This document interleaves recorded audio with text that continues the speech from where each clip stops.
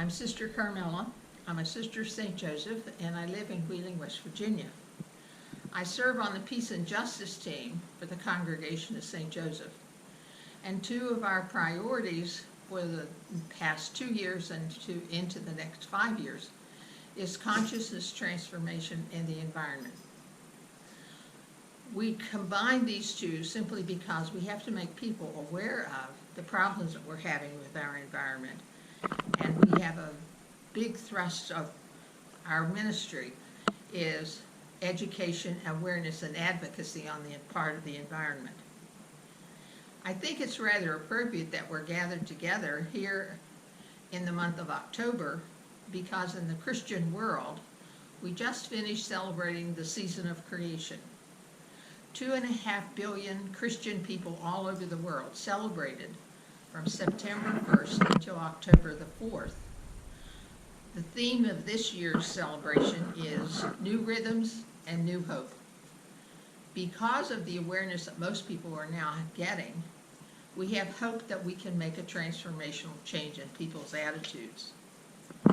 2020 is also the 5th anniversary of Pope Francis, the present pontiff in Rome, of his encyclical letter, Laudato Si, Our Common Home. Pope Francis wrote this letter for the whole world, not just for the Catholic Church. And it was circulated and has made a difference in the politics of many countries and in the political parties in many countries.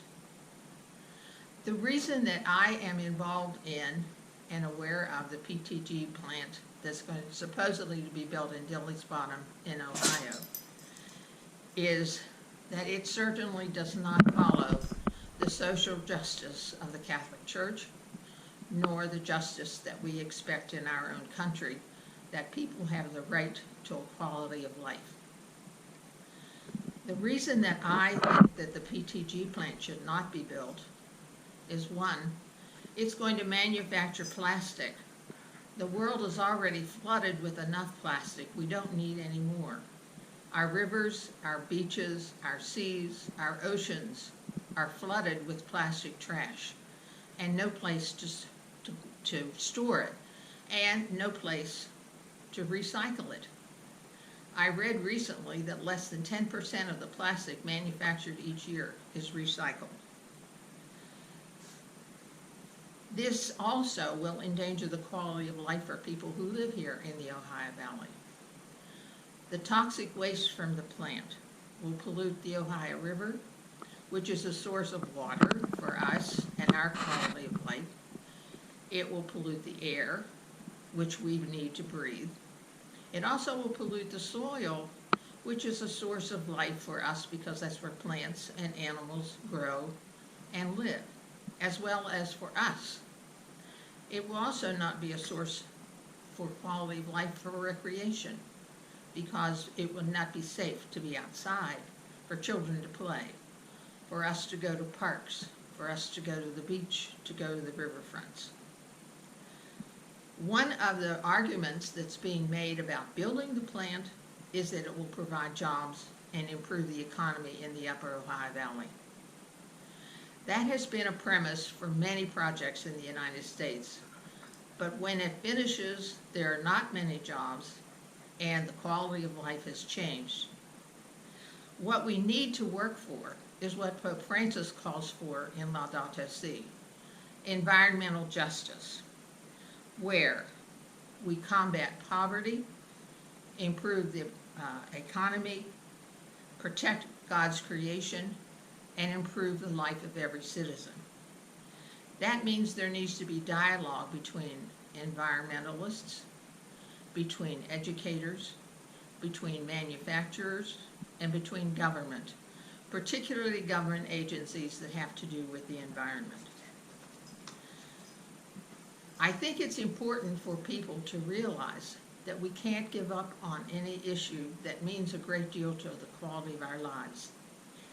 And I recently read a biography of Margaret Mead, who was a 20th century anthropologist, and she wrote, "Never believe that a few caring people can't change the world, That's all who have ever made any change in the world.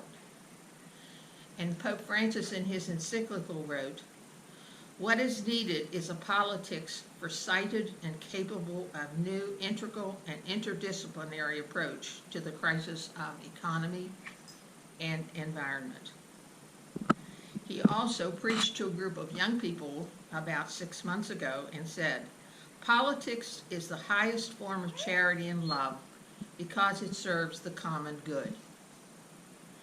The research that was recently done in Harvard studied 300 mass movements that have made a change in our world in the 20th century.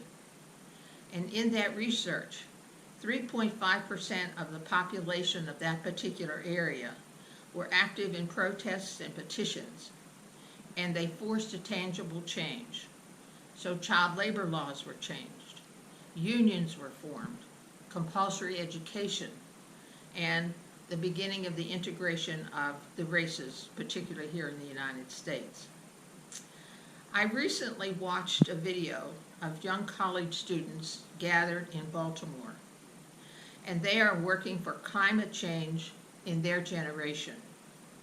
And he ended his presentation by saying, "You are an informed, passionate person. Our cry must be zero. Zero emissions, zero excuses, and it's zero time to waste."